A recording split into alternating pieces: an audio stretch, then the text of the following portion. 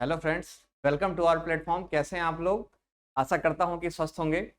और आज इस सेशन में हम लोग देखेंगे 13 सितंबर के करंट अफेयर्स को। ठीक है, तो ध्यानपूर्वक अपने कॉपी को और पेन को ले लीजिए। जो भी पॉइंट आपको बताया जाए आप उसको अपने कॉपी में रिवीजन के लिए लिख भी सकते हैं, नोट भी कर सकते हैं। साथ ही साथ रिवीजन के लिए इस पीडीएफ को भी आप प्राप्त कर सकते हैं। दूसरा एक इम्पॉर्टेंट इन्फॉर्मेशन यह है कि जो आप अभी करंट अफेयर्स पढ़ रहे हैं इसके एमसीक्यूज प्रैक्टिस के लिए आप हमारे एप्लीकेशन पर विजिट करें। वहां पर एप्लीकेशन पर ये सारे क्लासेस का जो एमसीक्यूज है वो डाल दिया जाएगा। साथ ही साथ जो मंथ का एंड वीक होगा उसमें हम लोग जो है पूरे मंथ का जो करंट अफेयर्स होगा उसको कंपाइल करके आपको एमसीक्यू फॉर्मेट में कराएंगे भी। ठीक है, तो आशा करता हूं कि सारी चीजें आपको बहुत अच्छे से समझ में आ रही होंगी और बिल्कुल जो है एक रूटीन वाइज आप इस पर काम कर रहे होंगे करंट अफेयर्स पे। तो आप एप्लीकेशन पर विजिट कर लीजिए अगर एमसीक्यूज प्रैक्टिस करना है आपको। साथ ही साथ कॉन्सेप्ट तो आपको बता दिया जाता है, फैक्ट भी यहाँ पर जो है अच्छे से आपको समझा दिया जाता है। तो आप इजिली जो है दोनों चीज़ों को करके करंट अफेयर्स को बहुत अच्छे से तैयार कर सकते हैं। जो आपका एप्लीकेशन है उसका लिंक नीचे डिस्क्रिप्शन बॉक्स में दिया गया है, कमेंट बॉक्स में भी दिया गया है। वहाँ से आप जो है क्लिक करके एप्लीकेशन को डाउनलोड कर सकते हैं। वहाँ पर आफ्टर रजिस्ट्रेशन आप एमसीक्यूज का आपको एक दिख जाएगा डेली करंट अफेयर्स के नाम से, और उस पर आप चले जाइए। डेली एमसीक्यू जितने भी होंगे प्रैक्टिस के लिए आपको वहाँ उपलब्ध करा दिए जाएंगे। एक मिनिमम एक्सेस फीस है उसकी और उसमें आपको अवेलेबल करा दिया जाएगा। चलिए, आज के लिए इंफॉर्मेशन आपके लिए जो सबसे महत्वपूर्ण था यही था। अब हम लोग स्टार्ट करते हैं 13 सितंबर के करंट अफेयर्स को। 13 सितंबर के करंट अफेयर्स में सबसे पहले हम फर्स्ट नंबर के हेडलाइन को देखते हैं जो आपके लिए बेहद महत्वपूर्ण है। उस्ताद अली जकी हैदर का निधन हो गया है।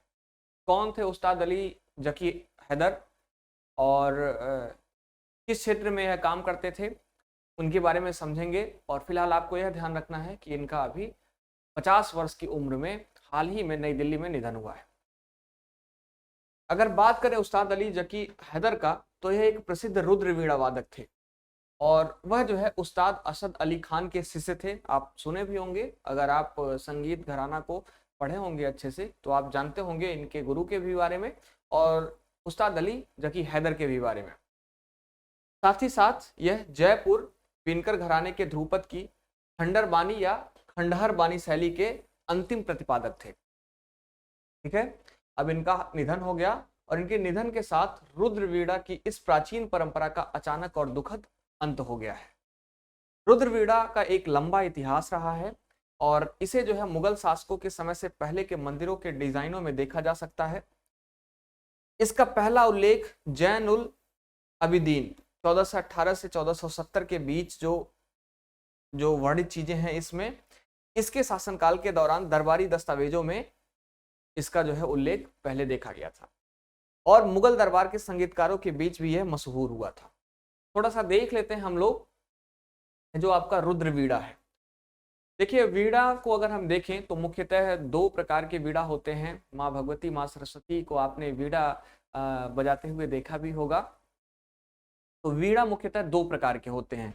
एक जो वीणा होता है आपका वह रुद्र वीणा होता है और एक होता है विचित्र वीणा।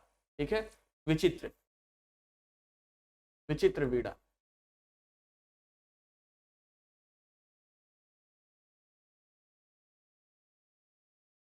ठीक है, अगर बात करें रुद्र वीणा की और विचित्र वीणा की तो इन दोनों में थोड़ा सा अंतर होता है। रुद्र वीणा जो है आपका आप देखेंगे ऐसे इस स्टेज में, ठीक है, यानी कि कंधे पर तिरछा रखकर जो है हमेशा बजाया जाता है या जो है उससे ध्वनि निकाली जाती है। लेकिन जो आपका विचित्र वीणा है यह देखने में कुछ इस प्रकार से दिखता है। यहाँ पर आप देख रहे होंगे फोटो में, इसको सरफेस पर रखकर, प्लेन सरफेस पर रखकर आराम से बजाया जाता है। ठीक है, रुद्र वीणा की अगर विशेषता के बारे में हम थोड़ा सा और देखें तो रुद्र वीणा में झल्लाहट की आवाज जो है थोड़ा ज्यादा देखने को मिलती है अगर इसके अपेक्षा हम जो है देखें जो आपका विचित्र वीणा है। साथ ही साथ हमने एक आपको और इसका जो है बहुत अच्छा डिफरेंस बताया दोनों में कि जो रुद्र वीणा है इसको हमेशा कंधे पर रखकर बजाया जाएगा, यानी कि जो है बिल्कुल इस एंगल में रखकर बजाया जाएगा और यह बिल्कुल प्लेन सरफेस पर। यह आपको आपके पहचानने के लिए है, एग्जाम में कहीं नहीं पूछा जाएगा। लेकिन अगर आपको पहचान करना है दोनों वीणाओं में से एक का, तो आप इस बात का ध्यान रखकर आप इसका पहचान कर सकते हैं। रुद्रवीणा की बात करें तो पौराणिक कथाओं के अनुसार हम देखें, अगर जो हिंदू पौराणिक कथाएं हैं उनके अनुसार इसका जो उत्पत्ति हुआ था, ठीक है, रुद्रवीणा का, ये रावण के द्वारा किया गया था। आप जानते होंगे रामायण में जो रावण है, असुर रावण, ठीक है, महान पंडित, महान जो है विद्वान रावण, तो उनके द्वारा जो है भगवान शिव की आराधना के लिए इसका प्रयोग किया गया था रुद्रवीणा का। जो उन्होंने वीणा बनाया वो रुद्रवीणा ही था, ठीक है। बहुत लंबा इतिहास है इसका और आप समझ सकते हैं, और रुद्र नाम से भी आप समझ सकते हैं कि भगवान शिव का ही एक रूप है रुद्र का, रौद्र का, तो उन्हीं के नाम पर इस वीणा का नाम रुद्रवीणा रखा गया। आशा करता हूं कि जितनी भी जानकारी आपको दी गई आपको समझ में आई होगी, और कुछ जो है आपको एक्स्ट्रा फैक्ट्स भी मिले होंगे जो आप शायद नहीं जानते हो। चलिए बढ़ते हैं। अभी फिलहाल इस न्यूज के परिप्रेक्ष्य में आपको यही ध्यान रखना है कि उस्ताद अली जाकी हैदर जो है रुद्रवीणा प्रतिपादक थे। आगे हम लोग बढ़ते हैं अगले हेडलाइन की तरफ। वेरी वेरी इंपॉर्टेंट हेडलाइन, ध्यान से देखिए। विश्व के सर्वश्रेष्ठ देशों की रिपोर्ट 2023 वाली जो है जारी हो गई है, और इसमें हम देखें तो इसकी रैंकिंग जो है यहाँ पर आपको दिख रही होगी, 1 से लेकर 10, ऊपर से लेकर नीचे तक की जो रैंकिंग है 1 से लेकर 10 तक की, वह आपको यहाँ दर्शाई गई है। नवीनतम अमेरिकी समाचार और विश्व रिपोर्ट की वार्षिक सर्वश्रेष्ठ देशों की रैंकिंग के अनुसार आप देखेंगे तो फर्स्ट नंबर पर यहाँ स्विट्जरलैंड ने एक बार फिर दुनिया के सर्वश्रेष्ठ देशों का खिताब अपने नाम कर लिया है। यह स्विट्जरलैंड के शिखर पर लगातार दूसरे वर्ष और सूची में नंबर 1 राष्ट्र के रूप में कुल मिलाकर 6ठी बार है, ठीक है। तो बहुत ही डेवलपिंग और बहुत ही जो ऑर्गेनाइज यह जो है आपका देश है, राष्ट्र है, जो स्विट्जरलैंड है। 2023 में अगर हम देखें तो भारत की रैंकिंग में जो है एक स्थान का सुधार हुआ है, जिसमें आप देखेंगे तो 40.8 के समग्र स्कोर के साथ 30वां स्थान हासिल किया है। तो ध्यान रखिएगा, इसमें जो भारत को स्थान प्राप्त हुआ है वो 30वें नंबर का है। पिछले वर्ष में देखें 2022 में तो भारत ने 85 में से 31वां स्थान हासिल किया था, 31 नंबर का इसका स्थान था। 85 राष्ट्र इसमें या कंट्री जो है इसमें भाग लिए थे, पार्टिसिपेट किए थे। ध्यान रखिएगा, विश्व के जो सर्वश्रेष्ठ देशों की रिपोर्ट अभी हाल ही में आई है। आगे बढ़ते हैं हम लोग अगले हेडलाइन पर। Very very important, Sindhu Gangadharan को नेस्कॉम के उपाध्यक्ष के रूप में नियुक्त किया गया। अभी हाल ही में हम लोग नेस्कॉम के बारे में थोड़ा सा देखे थे, और अब जो है हम जो है नेस्कॉम के बारे में फिर से देखें। अध्यक्ष के बारे में, इसके जो है कोर कमेटी के बारे में हमने देखा था, अब हम उपाध्यक्ष के बारे में देखेंगे। तो नई उपाध्यक्ष की नियुक्ति हो गई है, सिंधु गंगाधरन को जो है इसका नया उपाध्यक्ष बनाया गया था, यहाँ बनाया गया है, यहाँ पर आप देख सकते हैं इनके पे। तो बात करें अगर सिंधु गंगाधरन जो सैप लैब्स इंडिया में वरिष्ठ उपाध्यक्ष और प्रबंध निदेशक के पद पर हैं, और SAP उपयोगकर्ता सक्षमता के लिए जो है जिम्मेदार हैं। इनको जो है the national association of software and services company NASSCOM का उपाध्यक्ष नामित किया गया है हाल ही में। National association of software and services company NASSCOM एक गैर लाभकारी संगठन है, ध्यान रखिएगा, जो भारत में सूचना प्रौद्योगिकी, IT और बिजनेस प्रोसेस यानी बिजनेस प्रोसेस आउटसोर्सिंग BPO उद्योग को बढ़ावा देता है। नेस्कॉम की स्थापना की अगर बात करें तो 1988 में हुई थी, और इसमें 3000 से अधिक कंपनियां इसकी सदस्य हैं नेस्कॉम, ठीक है। एक इंपॉर्टेंट जो है यहाँ पर कुछ पैराग्राफ आपके लिए है। इसमें सबसे फर्स्ट नंबर का जो पॉइंट है, इसके संस्थापक को ध्यान रखिएगा, नंदन नीलेकणी, देवांग मेहता, 2 लोगों ने मिलकर जो है नेस्कॉम को बनाया था। इसकी स्थापना 1 मार्च 1988 को हुई थी। इसका मुख्यालय नोएडा उत्तर प्रदेश में है। तो ध्यान रखिएगा नेस्कॉम के बारे में, और इनके जो हाल ही में नए उपाध्यक्ष नियुक्त हुई इनके बारे में। आगे बढ़ते हैं दोस्तों अगली हेडलाइन की तरफ।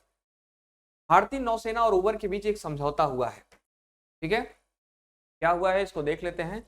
तो भारतीय नौसेना और उबर के बीच जो समझौता हुआ, इसमें नौसेना के कर्मचारियों के लिए बस ही नहीं, जैसे नाम से आपको नौसेना दिख गया होगा, तो सिर्फ नौसेना के कर्मचारी ही नहीं बल्कि उनके परिवार और अतिरिक्त जो है जो सदस्य हैं वह भी लाभान्वित होंगे इस जो समझौते के परिदृश्य में। अगर हम देखें तो जो भारतीय नौसेना और उबर के बीच हुआ, भारतीय नौसेना परिवर्तन के युग की ओर खुद को आगे बढ़ाने का पुरजोर प्रयास कर रहा है, ताकि वह अपनी परिचालन प्रक्रियाओं और क्षमताओं को नया आकार दे सके। नौसेना कर्मियों और उनके परिवारों को क्या लाभ मिलेगा, इस जो है जो ये इनके बीच जो समझौता हुआ मेमोरेंडम ऑफ अंडरस्टैंडिंग एमयू पर जो इन्होंने जो शामिल जो है सिग्नेचर किया, उसमें क्या चीजें जो है ऐसी हैं जो नौसेना को जिससे लाभ हो सकेंगे। तो उबर एक्ट पर एक व्यक्तिगत प्रोफाइल जो है बनेगा, जो नौसेना कर्मियों के परिवार होंगे, सदस्य होंगे, उनका प्रीमियर एग्जीक्यूटिव कैप्स रेडी के जरिए कार्यालय आने जाने के व्यस्त समय के दौरान बढ़ती कीमतों में सुरक्षा प्रदान करेगा। यह आपको पता होगा कि जो हमारे नौसेना कर्मी हैं, ठीक है, उनके जो सदस्य हैं कहीं ना कहीं किसी जॉब में इन्वॉल्व होते हैं, तो उनके लिए उबर ने एक प्रीमियम एग्जीक्यूटिव कैब श्रेणी जो है बनाई है। और इसमें जो है इस श्रेणी के अंतर्गत इनको जो है जो व्यस्त रूट है उसमें जो है बढ़ती कीमतों के जो है दौर में उसमें जो है काफी सहूलियत मिलेगी इनके सदस्यों को। टॉप रेटेड ड्राइवरों की उपलब्धता यहाँ पर होगी इनके लिए। इसके साथ साथ सभी उबर वाहनों के लिए शून्य रद्दीकरण शुल्क होगा। देखिए अभी आप जब उबर बुक करते होंगे तो 100% अगर आप कैंसिल कर देते होंगे ट्रिप को तो आपसे चार्ज किया जाता है 20 या 40 रुपीज, मुझे लगता है कि चार्ज किया जाता है, तो वह जो है इनके लिए फ्री होगा। 24/7 प्रीमियम व्यवस्था की सहायता इनके लिए होगी। बहुत अच्छी बात है। और यह जो पूरा समझौता हुआ 1 साल के लिए, यह जो एमयू पर साइन किया गया है वह 1 साल के लिए हुआ है। आगे बढ़ते हैं दोस्तों अगले हेडलाइन की तरफ। अगले हेडलाइन को देखते हैं। उत्तर कोरिया ने नई सामरिक परमाणु हमला पनडुब्बी लॉन्च की है। यह पहली पनडुब्बी है जो उत्तर कोरिया ने लॉन्च की और बहुत ही मजबूत जो है परमाणु हमला करने के लिए जो है प्रॉपर परमाणु हमला से बचने के लिए और परमाणु हमला जो है परमाणु हथियारों से लैस जो है प्रॉपर यह पनडुब्बी बनाई गई है। पनडुब्बी का नाम सबमरीन नंबर 841 है और इसे जो है हीरोकिन ओक नाम दिया गया है। तो नाम ध्यान रखिएगा, वेरी वेरी इंपॉर्टेंट। और इस तरह की पहली पनडुब्बी यह है। तो पनडुब्बी जो है कोरियाई प्रायद्वीप से लेकर जापान तक समुद्र पर निगरानी रखने के लिए उत्तर कोरिया की नौसेना के बेड़े में शामिल की गई है। यहाँ के जो उत्तर कोरिया के शासक हैं इनके बारे में आप सभी लोग जानते होंगे, किम जोंग उन, ठीक है। तो बात करें अगर तो पनडुब्बी को पानी के भीतर से सामरिक परमाणु हथियारों का उपयोग करने के लिए डिजाइन किया गया है। यह स्पष्ट नहीं है कि पनडुब्बी कितने मिसाइलों को ले जाने या दागने में सक्षम होगी। इन्होंने इसको जो है बिल्कुल सीक्रेट तरीके से रखा है, इसका पब्लिकली जो है कहीं कुछ उल्लेख नहीं है। उत्तर कोरिया ने 11 सितंबर 2023 को अपनी 75वीं स्थापना वर्षगांठ भी मनाई है, तो ध्यान रखिएगा। उत्तर कोरिया की राजधानी की अगर बात करें तो प्योंगयांग इसकी राजधानी है। दोस्तों जो भी आपको एक्स्ट्रा इन्फॉर्मेशन इससे दिया जाता है आपके लिए बेहद महत्वपूर्ण होता है और आपके एग्जाम में 100% जो है कहीं ना कहीं क्लिक कर ही जाता है। आगे देखिएगा, राजनीतिक कार्टूनिस्ट अजीत नीनन का जो है 68 साल की उम्र में निधन हो गया है। ठीक है, थोड़ी सी पुरानी न्यूज है लेकिन फिर भी बहुत ही इंपॉर्टेंट है, छूट गया था यह, तो आप इसको कंपाइल कर लेंगे। अजीत नीनन जो है एक प्रसिद्ध राजनीतिक कार्टूनिस्ट हैं।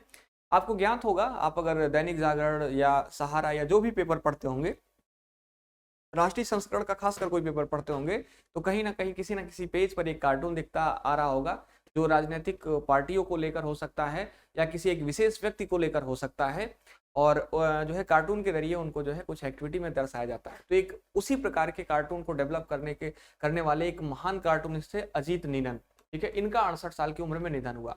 नीनन को भारत टुडे मैगजीन के सेंटर स्टेज सीरीज और टाइम्स ऑफ इंडिया के निनांस वर्ल्ड के लिए सबसे ज्यादा जाना जाता था। ध्यान रखिएगा, एक लोकप्रिय राजनीतिक कार्टूनिस्ट निनान बच्चों के साहित्य में अपने काम के लिए भी बराबर ज्ञात थे। उनका एक प्रिय निर्माण था डिटेक्टिव मूछेवाला, यह आपने देखा होगा, और उनका एक कुत्ता उसमें दर्शाया गया था जिसका नाम पोस था। बहुत ही जो है जबरदस्त यह इनका रहा है और यह जो है काफी चर्चा में रहा है, तो ध्यान रखिएगा। जो 1980 में जो है युवा मैगजीन टारगेट में दिखाई दिया था और राजनीतिक कार्टून सत्ता पक्ष के साथ साथ विपक्ष पर व्यंग, पर्यावरण पर कार्टून और कैरिकेचर के रूप में उनकी अवज्ञा उनके समय के सभी लोगों द्वारा खुशी खुशी याद की जाती है।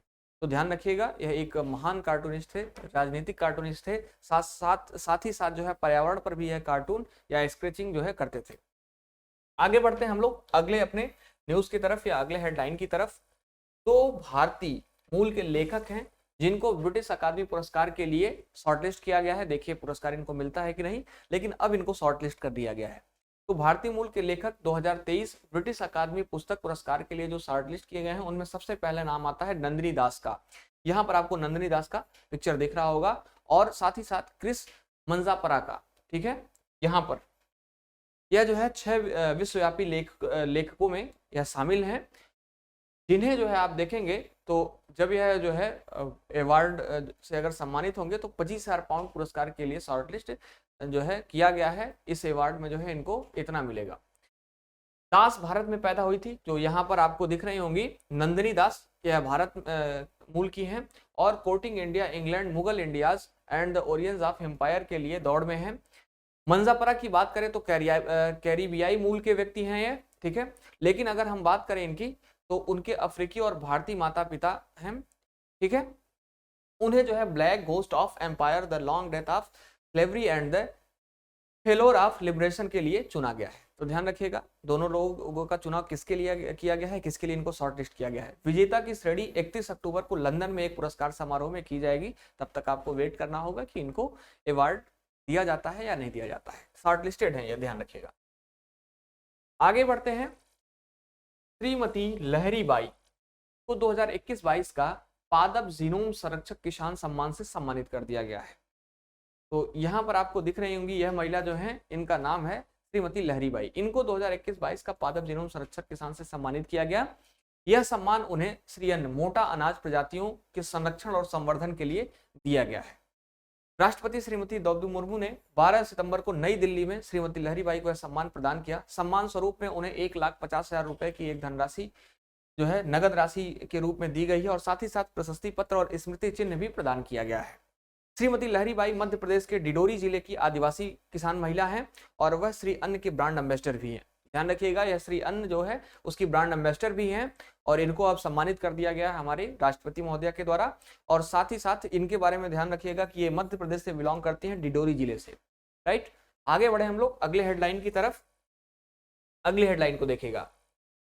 सुब्रतो कप का 65वां संस्करण 19 सितंबर से 23 अक्टूबर 2023 तक आयोजित होगा। किससे यह कप जो है किससे संबंधित है, किस खेल से, आप बताएंगे कमेंट बॉक्स में। तो सुब्रतो कप का 62वां संस्करण आपका आयोजित होगा कब, 19 सितंबर से अक्टूबर 23 तक। इस वर्ष देखें अगर तो दिल्ली और गुरुग्राम के अलावा बेंगलुरु को भी जो है मेजबान शहर के रूप में जोड़ा गया है और यह पहली बार है जब टूर्नामेंट दक्षिणी भारत में आयोजित किया जा रहा है। ध्यान रखिएगा, बहुत इंपॉर्टेंट है। टूर्नामेंट में 27 राज्य और केंद्र शासित प्रदेशों की कुल 109 टीम पार्टिसिपेट करेंगी, भाग लेंगी। नेपाल और बांग्लादेश की टीम भी जो है इसमें इस टूर्नामेंट में हिस्सा लेंगी। टूर्नामेंट में आप देखेंगे तो 180 से अधिक मैच खेले जाएंगे और राष्ट्रीय राजधानी क्षेत्र यानी कि एनसीआर में जो है match Ambedkar stadium Delhi, Tejas football ground Delhi, Subroto football ground Delhi और जीडी गोयनका स्कूल गुरुग्राम में खेले जाएंगे। तो यह जो है कुछ यहाँ पर आपके स्टेडियम के नाम भी शामिल हैं, ध्यान रख सकते हैं। सुब्रतो कप फुटबॉल टूर्नामेंट का एक प्रतिष्ठित अंतर्राष्ट्रीय अंतर स्कूली फुटबॉल टूर्नामेंट है, आपको ज्ञात हो गया होगा इसके बारे में, और जो सालाना नई दिल्ली में आयोजित किया जाता है। इसका नाम भारतीय वायुसेना के एक एयर मार्शल थे सुब्रतो मुखर्जी, इनके नाम पर रखा गया है, ठीक है। और इन्हीं के नाम पर इस कप को किया जाता है। टूर्नामेंट 1960 में शुरू हुआ था और इस टूर्नामेंट में एशिया के कई देश और छात्र पार्टिसिपेट करते हैं यानी कि भाग लेते हैं। तो ध्यान रखिएगा सुब्रतो कप के बारे में। और इसका जो 62वां संस्करण 19 सितंबर से लेकर 23 अक्टूबर तक आयोजित किया जा रहा है, यह भी आपके लिए बेहद महत्वपूर्ण है। आगे बढ़ते हैं हम लोग अगले हेडलाइन की तरफ। अगली हेडलाइन है भारत मध्य पूर्व यूरोप मेगा आर्थिक गलियारा परियोजना के बारे में थोड़ा सा देख लेंगे, यह चर्चा में रहा है। अभी हाल ही में आपने देखा कि 9-10 2 दिन जो है G20 का समिट जो है भारत ने होस्ट किया है हमारे प्रधानमंत्री जी ने। तो उसमें एक महत्वपूर्ण घोषणा हुई है प्रधानमंत्री महोदय के द्वारा जो है कि भारत मध्य पूर्व यूपी आर्थिक गलियारा योजना का अनावरण इन्होंने उसी के बीच जो किया, जो एक अभूतपूर्व पहल है। आप देखेंगे इसके बारे में थोड़ा सा हम लोग देख लेते हैं, काफी चर्चा में था और G20 का सेपरेट वीडियो में हम लोग जो है बहुत अच्छे से इसको और कवर करेंगे। अभी बेसिक अंडरस्टैंडिंग के लिए आप इसको समझ सकते हैं। भारत मध्य पूर्व यूरोप मेगा आर्थिक गलियारा परियोजना क्या है, इसका उद्देश्य क्या है, इसको समझने का प्रयास करिएगा। भारत मध्य पूर्व यूरोप मेगा आर्थिक गलियारा परियोजना का उद्देश्य ऊर्जा से संबंधित वस्तुओं के आदान प्रदान की सुविधा पर विशेष ध्यान देने के साथ साथ भाग लेने वाले देशों के बीच व्यापार को बढ़ावा देना है। इस प्रकार के गलियारे का जो है निर्माण का उद्देश्य यह है, ध्यान रखिएगा। साथ ही साथ यह पहल चीन की व्यापक बुनियादी ढांचा पहल के लिए एक महत्वपूर्ण प्रतिक्रिया के रूप में काम कर सकती है, जिसका उद्देश्य चीनी अर्थव्यवस्था के साथ वैश्विक कनेक्टिविटी को बढ़ाना है। तो ध्यान रखिएगा जो भारत मध्य पूर्व यूरोप मेगा आर्थिक गलियारा परियोजना है, इसका उद्देश्य के बारे में और साथ ही साथ यह परियोजना आप देखेंगे मुंबई कैसे कनेक्ट हो रहा है, तो सी रूट के थ्रू भी कनेक्ट हो रहा है, फिर रेल से भी जो है कनेक्ट हो रहा है, फिर सी रूट से कनेक्ट हो रहा है, और कहाँ कहाँ जो है कौन कौन सी कंट्री, कौन कौन सी जगह जो है यहाँ पर कनेक्ट हो रही है इस रूट से। आप देखेंगे यहाँ दुबई, रियाद और बहुत सारे जो है लोकेशन को यहाँ पिन किया गया है। बेसिकली जो है आप थोड़ा सा अंडरस्टैंडिंग इसके बारे में डेवलप करेंगे और इसका जो है एक सेपरेट वीडियो हम लोग आपको प्रोवाइड कर देंगे। थोड़ा सा और देख लेते हैं इस गलियारा के बारे में। एक बहुयामी गलियारा है यह गलियारा केवल एक पारंपरिक परिवहन नहीं है, बल्कि एक व्यापक बुनियादी ढांचा नेटवर्क है जिसमें विभिन्न तत्व शामिल हैं। देख लीजिए एक एक करके। सबसे पहले आप देखेंगे रेल लिंक, मैंने आपको अभी दिखाया था, बोला था। तो गलियारे में एक आधुनिक रेल लिंक होगा जो भाग लेने वाले देशों में माल और लोगों की आवाजाही को सुविधाजनक काफी जो है बनाएंगे। उसके बाद बिजली केबल का भी जो है एक रास्ता होगा। इसमें जो है बिजली केबल के लिए भी यहाँ पर जो है एक पॉइंट है जो ऊर्जा सहयोग और स्थिरता को बढ़ाने और विश्वसनीय और कुशल बिजली आपूर्ति सुनिश्चित करने के लिए एक बिजली केबल को बिछाई भी जाएगी एक रूट पर। हाइड्रोजन पाइपलाइन, तो हाइड्रोजन पाइपलाइन की अगर बात करें तो इस परियोजना में एक हाइड्रोजन पाइपलाइन शामिल है जो स्वच्छ ऊर्जा स्रोतों और कम कार्बन उत्सर्जन के प्रति प्रतिबद्धता को दर्शाती है। इसका भी जो है व्यवस्था किया गया है। इसके बाद आप देखेंगे हाई स्पीड डेटा केबल का भी जो है इसमें उल्लेख है। तो एक हाई स्पीड डेटा केबल निर्बाध डिजिटल कनेक्टिविटी को सक्षम करेगा, नवाचार और आर्थिक विकास को बढ़ावा देगा। तो एक बहुयामी गलियारा है, किसी जो है एक चीज को लेकर सेंट्रिक नहीं है। आप यहाँ जो है इस पॉइंट के माध्यम से बहुत अच्छे से समझ सकते हैं। तो दोस्तों आज 13 सितंबर के करंट अफेयर्स को हमने देखा और 13 सितंबर के करंट अफेयर्स में बहुत सारी चीजें आपने यहाँ पर अच्छे से समझ लिया है। साथ ही साथ जो भी इंपॉर्टेंट पॉइंट थे या जो हेडलाइन थे उनको भी आपने देख लिया है। अगर आपको कहीं भी कोई डाउट हो तो एक नंबर मैं आपको यहाँ पर लिख देता हूँ, जैसा कि आने वाले हर सेशन में मैं आपको लिखता भी रहता हूँ 8130502762। इस नंबर पर आप इसके पीडीएफ्स के लिए या फिर जो है कोई भी आपकी क्वेरी हो तो आप मैसेज करिए, सिर्फ व्हाट्सएप मैसेज करिए और व्हाट्सएप मैसेज के थ्रू जो है आपको रिप्लाई मिल जाएगा। पीडीएफ आप इसका जरूर प्राप्त कर लीजिए। जो नए बच्चे हैं यह आपके जो है रिवीजन के बहुत काम आएगा। जब आप इसको जो है रिवीजन के लिए यूज करेंगे तो आप देखेंगे कि बहुत आपको सुविधा होगी। साथ ही साथ अगर आप नोट्स बना रहे हैं तो कोई बात नहीं, आप नोट्स बनाइए, वह आपके लिए भी बहुत ज़्यादा बेहतर होगा। तो आज के इस सेशन में हम लोगों ने इतने जो है न्यूज़ को या इतने हेडलाइंस को कवर किया जो आपके करंट अफेयर्स के जो है पोर्शन को खासकर मजबूत करेंगे और जो है इससे जो है प्रश्न बनने की संभावना काफ़ी हो जाती है। तो आप इसको ध्यानपूर्वक पढ़ लीजिएगा, रिवाइज कर लीजिए। चलिए मिलते हैं हम लोग कल की क्लास में 14 सितंबर को। आज के लिए इतना ही। Thank you so much.